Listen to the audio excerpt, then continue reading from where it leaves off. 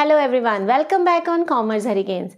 बच्चों, आप सभी गर्मी की छुट्टियों में नानी के घर तो ज़रूर ही गए होंगे।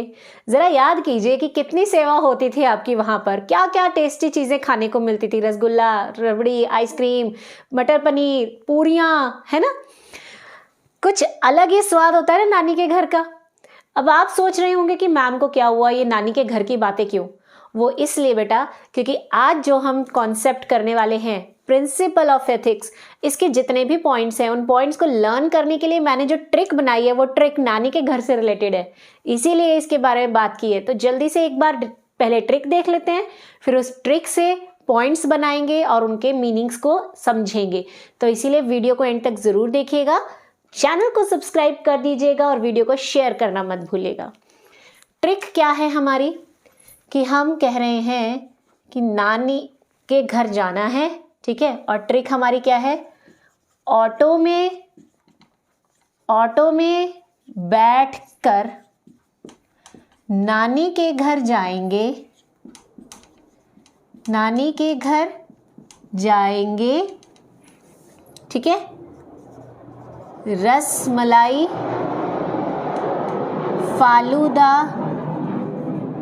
रसमलाई, फालूदा, आइसक्रीम वहाँ खाएंगे, ठीक है। या इसको इंग्लिश में भी लिख सकते हो, वहाँ खाएंगे।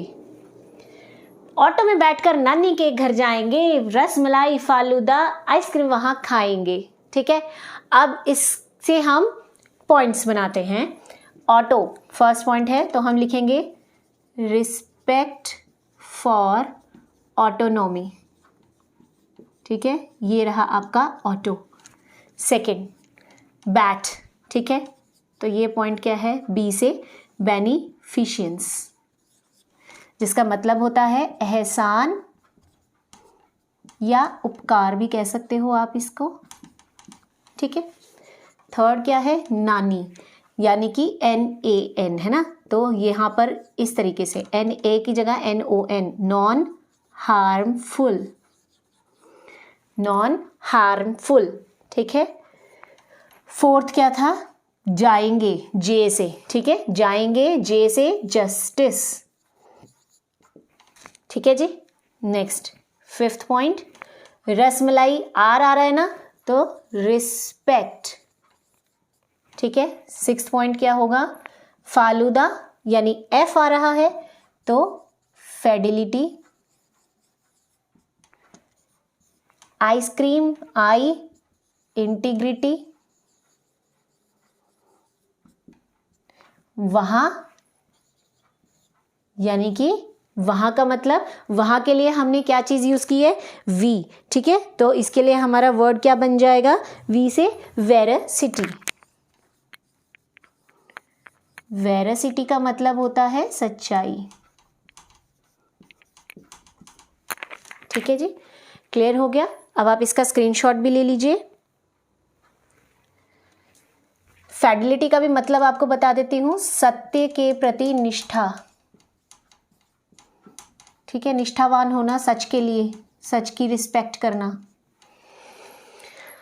चलिए, ट्रिक भी हमने देख ली, पॉइंट्स हमने देख ली, अब इनके मीनिंग्स करते हैं। रिस्पेक्ट फॉर ऑटोनॉमी, ऑटोनॉमी का मतलब होता है स्वशासन, स्वशासन, यानी कि जब आप खुद से खुद को कंट्रोल करते हैं, सेल्फ डिसिप्लिन भी इसे कह सकते हैं। तो एथिक्स का जो प्रिंसिपल है वो ये कहता है कि हमें अपने ऊपर कंट्रोल करना है और अपनी ही रिस्पेक्ट करनी है। जब तक आप खुद की रिस्पेक्ट नहीं करेंगे, कोई और आपकी रिस्पेक्ट नहीं करेगा, ठीक है। जो भी वैल्यूज आपको सिखाई जा रही है, उनको पूरी तरह से ग्रैस्प कीजिए, समझिए और उसे अपना लीजिए, और किसी भी कंडीशन में उन रूल्स के साथ समझौता ना करें। सेकंड, बेनिफिशियंस, यानी एहसान, उपकार। आपके जो भी वैल्यूज़ हैं, जो भी आपके अंदर एथिक्स हैं, वो ऐसे होने चाहिए जो हमेशा दूसरों के उपकार के लिए काम करे, यानी दूसरों के लिए काम करे, दूसरों को भलाई के लिए काम करे। या कोई अगर आपकी भलाई के लिए काम कर रहा है तो आप उस एहसान को मानिए। हमने बहुत बार ऐसे लोग देखे हैं ना लाइफ में, जिनके लिए आप कुछ भी कर लो वो कभी एहसान नहीं मानते, है ना, जिन्हें हम कहते हैं एहसान फरामोश। तो ऐसा ना बने, दूसरों ने एहसान किया वो समझे और हमेशा दूसरों के ऊपर एहसान करने की कोशिश की, मतलब उनकी मदद करने की कोशिश करें। नेक्स्ट, नॉन हार्मफुल यानी नुकसान ना दें किसी को भी। किसी भी कास्ट, कल्चर, रिलीजन या नेशनैलिटी के वैल्यूज़ या एथिक्स ऐसे नहीं होते जो दूसरे को नुकसान देने वाले हों। कोई भी ये नहीं बोलता कि दूसरे को जान से मार दो, कोई ये नहीं कहता कि दूसरे की चोरी कर लो, क्योंकि ये दूसरे को नुकसान पहुंचा रहे हैं। तो एथिक्स कभी भी ऐसे नहीं होते जो किसी को नुकसान पहुंचाए, वो हमेशा नॉन हार्मफुल होते हैं। जस्टिस, सभी एथिक्स जस्टिस वाले होते हैं, यानी कि न्याय करते हैं, कभी किसी के साथ नाइंसाफ़ी नहीं करते। Next, respect.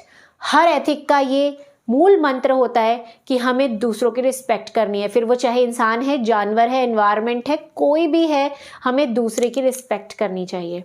नेक्स्ट, फिडिलिटी यानी कि सत्य के प्रति हमेशा निष्ठावान होना चाहिए, हमेशा सच के लिए काम करना चाहिए। कभी भी कोई भी एथिक ऐसा नहीं होना चाहिए जो किसी को नुकसान दे या किसी के साथ झूठ बोलना सिखाए या किसी के लिए बुराई करना सिखाए। Next, integrity. इंटीग्रिटी का मतलब होता है दूसरे के साथ मिलकर काम करना, दूसरे के कल्चर को समझना, उनकी रिलीजन की रिस्पेक्ट करना। तो जब आप अपने रिलीजन को प्यार करते हैं, दूसरों के भी रिलीजन को उतनी ही रिस्पेक्ट देनी चाहिए, ऐसा हमारा एथिक्स हमें सिखाता है। नेक्स्ट, वेरेसिटी यानी सच्चाई। हमेशा सच की राह पे चलना चाहिए। हर एथिक जो है वो हमेशा हमें सच बोलना ही सिखाता है।